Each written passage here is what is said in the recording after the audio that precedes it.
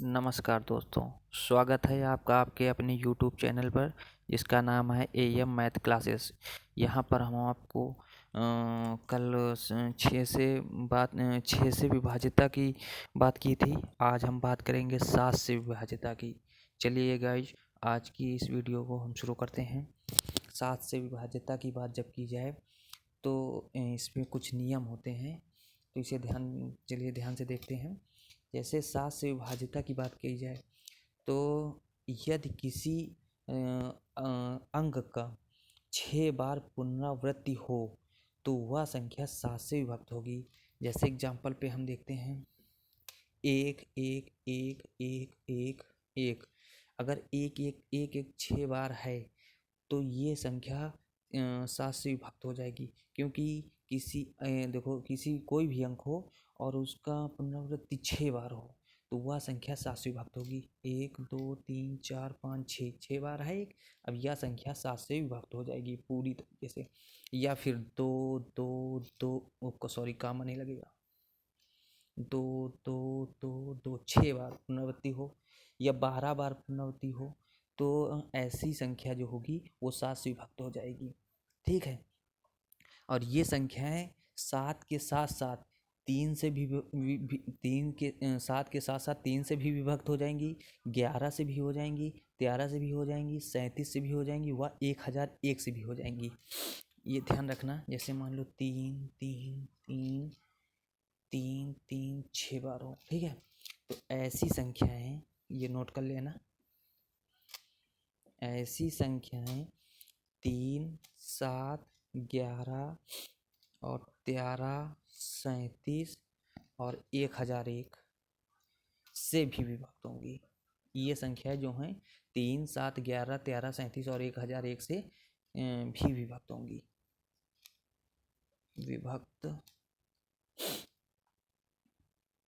होंगी, ठीक है। ये नियम याद रखना है, इसे नोट कर लो, ठीक है। ऐसी संख्याएं 3 7 11 13 37 और 1001 से भी विभक्त होंगी। चलिए एक सवाल देखते हैं। सवाल इसमें किस टाइप का पूछते हैं ये देखते हैं। जैसे मान लो 5 5 5 5 5 5 डैश डैश डैश 152 बार, ठीक है। 152 बार अगर दिया गया है, ये 5 5 5 5 5 कितनी बार लिखा गया है? 152 बार लिखा गया है। को 37 से भाग देने पर शेष क्या बचेगा? ठीक है। अब ये 5 5 5 कितनी बार है? 152 बार है। अब 152 बार है तो अभी हमने नियम बताया था ना कि अगर कोई अंक की पुनरावृत्ति 6 बार हो तो वह 3 7 11 13 37 और 1001 से विभक्त होगी। तो अब ये 5 5 5 कितनी बार? 152 बार है। तो 152 बार है तो इसको हम भाग कितने से देंगे? 6 से देंगे, क्योंकि कोई भी अंक हो अगर उसकी पुनरावृत्ति 6 बार होगी तो वह संख्या 3 7 11 से विभक्त हो जाएगी। तो अब जैसे पूछा गया है कि 37 से भी, ये देखो 37 से विभक्त हो जाएगी और क्वेश्चन में दिया गया है 37, तो 37 से भाग देने पर शेष क्या बचेगा? तो इसे 152 को हम 6 से भाग देंगे, क्योंकि 6 से इसलिए भाग दे रहे हैं क्योंकि पुनरावृत्ति कितनी बार होती है? 6 बार। 6 से भाग देंगे, 6 दूनी 12, बचा कितना? 3 2 उतारेंगे, 6 पंचे 30। अब इसे ध्यान देना, शेष कितना है? शेष 2 बचेगा। शेष कितना बचा? 2। अब जो 152 है, टोटल 5 कितनी बार है? 152 बार हैं, तो बचे कितनी बार? 2। अगर 150 बार 5 कट जाएगा कितने से? 37 से। एक ऐसे 150 तक 37 से 5 कट जाएगा। ये जो 5 105 5 5 5 152 बार लिखा हुआ है तो 150 बार कट जाएगा, बचेगा कितनी बार? 2 बार। कितनी बार बचेगा? केवल 2 बार। लास्ट में ऐसे बचेगा 5 और 5, इसके पहले सब कट जाएगा। 150 बार कट जाएगा, क्योंकि देखो शेष कितना बचा है? 2 बचा है। तो अब ये 55 हो गया। 5 5 की 2 बार बचा है तो 55 है। अब 55 को 37 से भाग दे दो, 55 को 37 से भाग दे दो, जो शेष बचे वही हमारा आंसर होगा। 55 37 का नाम 37, 15 से 7 जाएगा, कितना बचेगा? 15 से 7 जाएगा 8 बचेगा, और इधर 4 से 1 18। ठीक है, शेष कितना बचेगा? 18। पूछ रहा ना 5 5 5 152 बार अगर दिया गया है तो को 37 से भाग देने पर शेष क्या बचेगा? 18 बचेगा। शेष क्या बचेगा? 18 बचेगा। एक बार इसे फिर से देखते हैं। अगर 5 5 152 बार या 200 बार या 300 बार जितनी भी बार दिया हो, ठीक है, अगर तो जैसे 152 बार दिया है तो पुनरावृत्ति कितनी बार कहता है? 6 बार। तो 152 हो यहाँ पर 200 हो या 300 हो तो भाग कितने से देंगे उसे? हम 6 से ही देंगे। जैसे मान लो यहाँ 200 हो तो भाग कितने से देंगे? हम 6 से ही देंगे। और जितना शेष बचे उतनी बार वो संख्या लिख देना। अब यहाँ शेष कितना बचा? 2 बचा, तो हमने यहाँ पे 2 बार 5 लिख दिया। मतलब 150 बार जो 5 है, 5 5 5 150 बार वो कट जाएगा 37 से। बचेगा कितनी बार? 2 बार। ये 5 और ये 5, तो ये हो गया 55। और 55 को हम 37 से भाग दे दिए तो जो शेष बचेगा वही हमारी संख्या हो जाएगी 18। ठीक है, इसमें एक सेकंड टाइप का भी देखते हैं। स्क्रीनशॉट ले लिया था ना, तो स्क्रीनशॉट ले लो उसकी।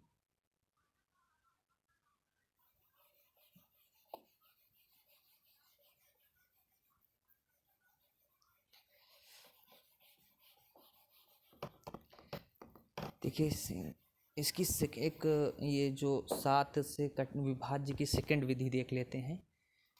ठीक है, सेकंड विधि जैसे अगर कोई संख्या, मान लो हमने अभी बताया था 1 1 1 6 बार पुनरावृत्ति हो, ठीक है, तो 6 बार का नियम लागू करके अगर कोई 2 अंक की संख्या, मान लो जैसे 12 है, ये 2 अंक हो गई ना, 10 है, 11 है, 13 है, ये सब 2 अंक की संख्या है ना।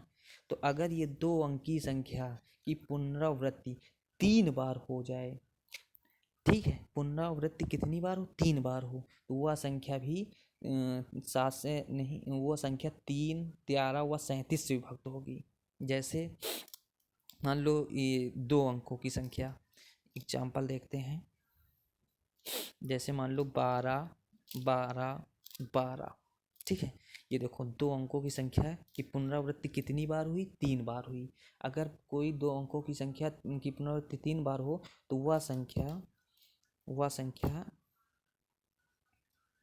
या फिर इसे ऐसे लिख देते हैं, 3 बार हो तो ऐसी संख्या, इसे नोट कर लेना, ऐसी संख्या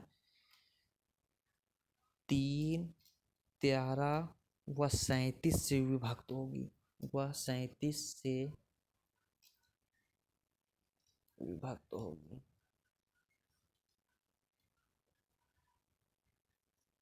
ठीक है, अगर 12 12 12 3 बार है, किसी 2 अंकों की पुनरावृत्ति 3 बार हो तो वो किससे विभक्त होगी? 3 से होगी, 13 से होगी और 37 से विभक्त होगी।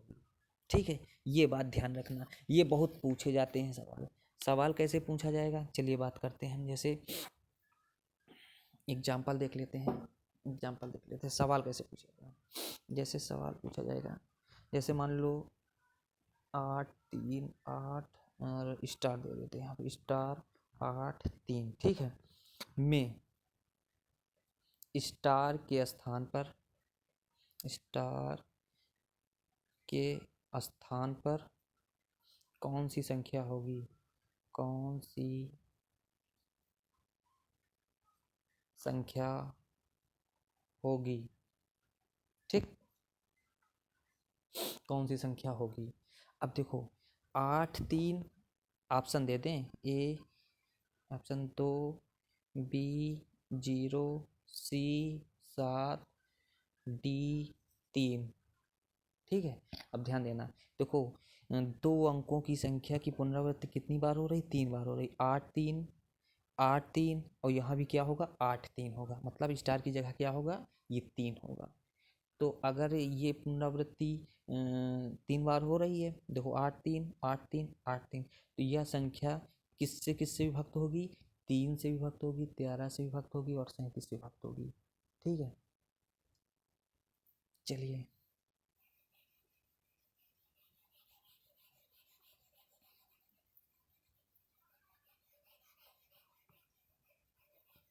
आगे देखते हैं।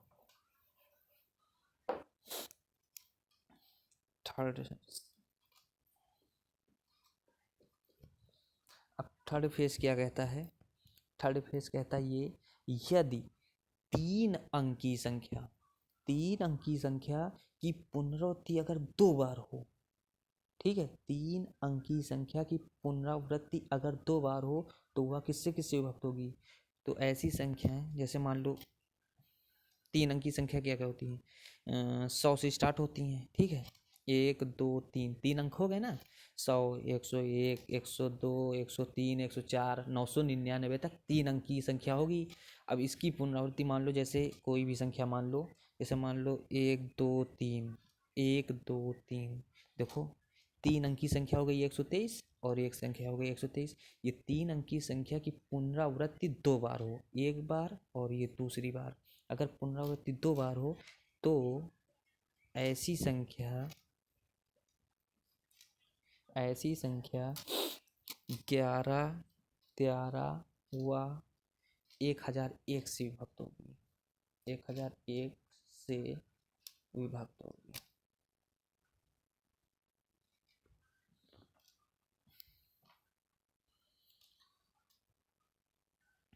ठीक है, चलिए अब बात करते हैं 8 से विभाज्यता की।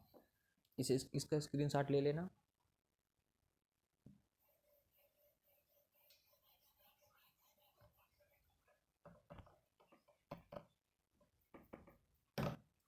अब बात करेंगे 8 से विभाज्यता की। ठीक है, 8 से विभाज्यता का नियम क्या कहता है? अगर किसी भी संख्या में इकाई दहाई सैकड़ा के स्थान पर अगर 000 है, ठीक है, इकाई के स्थान पर 0, दहाई के स्थान पर 0 या सैकड़ा के स्थान पर 0 है तो वह संख्या पूर्णतया 8 से विभक्त होगी। या फिर इकाई दहाई सैकड़ा के स्थान पर जो संख्या दी गई है वह संख्या 8 से पूर्णतया विभक्त हो तो पूरी संख्या 8 से विभक्त होगी। जैसे देखते हैं 8 से एग्जाम्पल,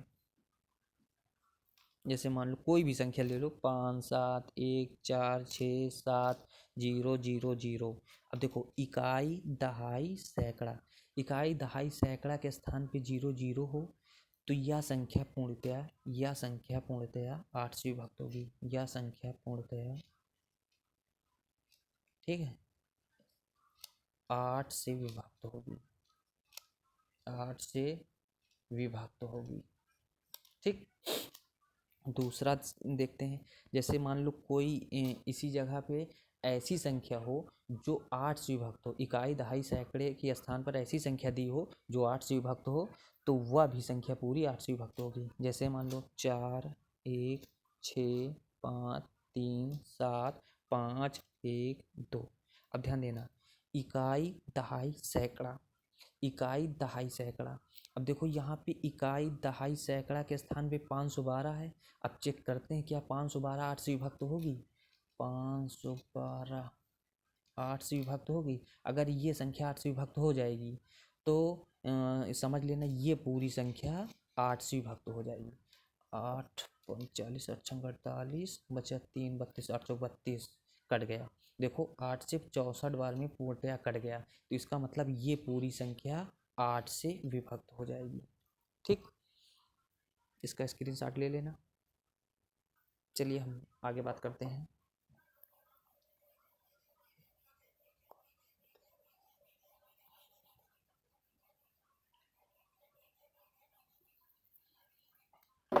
अब 9 से विभाज्यता की बात करते हैं। 9 से विभाज्यता का नियम क्या कहता है?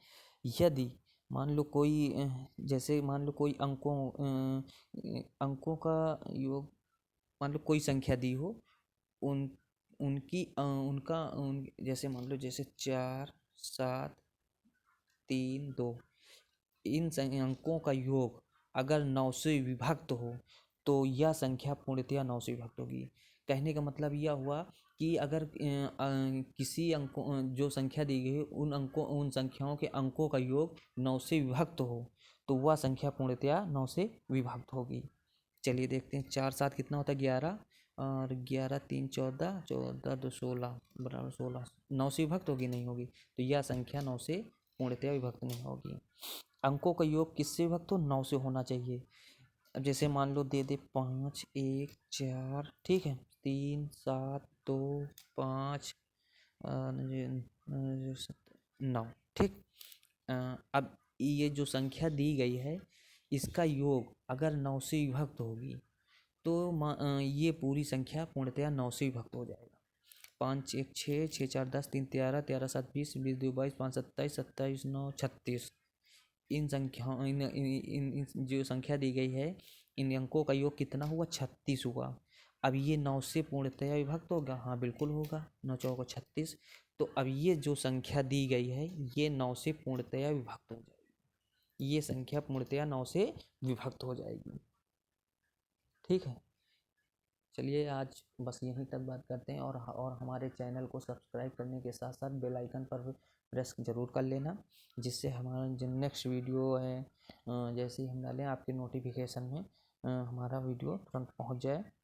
धन्यवाद और लाइक जरूर कर देना। धन्यवाद।